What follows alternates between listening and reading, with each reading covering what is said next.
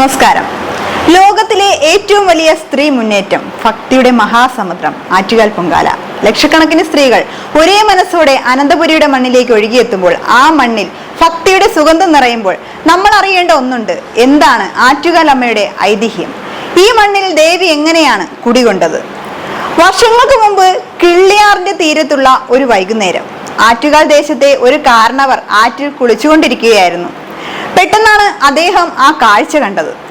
ആറ്റുമുല്ലപ്പ് പോലെ സുന്ദരിയായ ഒരു കൊച്ചു പെൺകുട്ടി പുഴയുടെ തീരത്ത് നിൽക്കുന്നു. ആരുമില്ലാത്ത ആ പെൺകുട്ടിയോട് സ്നേഹപൂർവ്വം അദ്ദേഹം കാര്യം തിരക്കി.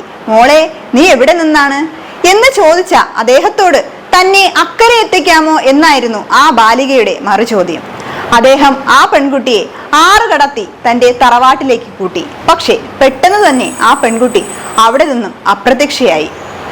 അന്ന് രാത്രി ആ കാരണവർ ഒരു സ്വപ്നം കണ്ടു. സാക്ഷാൽ പരാശക്തി അദ്ദേഹത്തിന്റെ മുന്നിൽ പ്രത്യക്ഷപ്പെട്ടു പറഞ്ഞു, ഭക്ത, നിന്റെ മുന്നിൽ വന്നത് ഞാനാണ്. കിള്ളിയാറിന്റെ തീരത്ത് 3 രേഖകൾ കാണുന്നയിടത്ത് എനിക്കായി ഒരു കോവിൽ പണിയുക.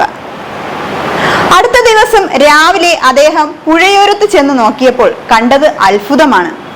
സ്വപ്നത്തിൽ കണ്ടതുപോലെ 3 രേഖകൾ അവിടെ തെളിഞ്ഞു കിടക്കുന്നു. ആ സ്ഥാനത്താണ് ഇന്നത്തെ വിശ്വപ്രസിദ്ധമായ ആറ്റുകാൽ ക്ഷേത്രം ഉയർന്നു വന്നത്. മറ്റൊരു കഥ കൂടിയുണ്ട്. മധുരാപുരി ദഹിപ്പിച്ച ശേഷം കോപാകുലയായി വന്ന കണ്ണകയുടെ കഥ. നീതിക്ക് വേണ്ടി പൊരുതിയ ആ വീരനായിക കേരളത്തിലേക്ക് വരികയും കൊടുങ്ങല്ലൂരിലേക്കുള്ള യാത്രാമധ്യേ ആറ്റുകാലിൽ വിശ്രമിച്ചു എന്നുമാണ് വിശ്വാസം. ആ വീര്യത്തിന്റെയും സഹനത്തിന്റെയും സ്മരണ പുതുക്കലാണ് ഓരോ പൊങ്കാലയും. അമ്മയ്ക്ക് പ്രിയപ്പെട്ട മൺകലത്തിൽ പായസമുരുളി തിളച്ചുമറിയുമ്പോൾ അത് ഓരോ ഭക്തന്റെയും ഉള്ളിലെ പ്രാർത്ഥനകളുടെ സമർപ്പണമാണ്. ഭക്തിയുടെ കനൽപാതകൾ പിന്നിട്ട് ആറ്റുകാൽ അമ്മയുടെ അനുഗ്രഹം തേടി വീണ്ടും ഒരു പൊങ്കാല കൂടി വന്നെത്തിയിരിക്കുന്നു.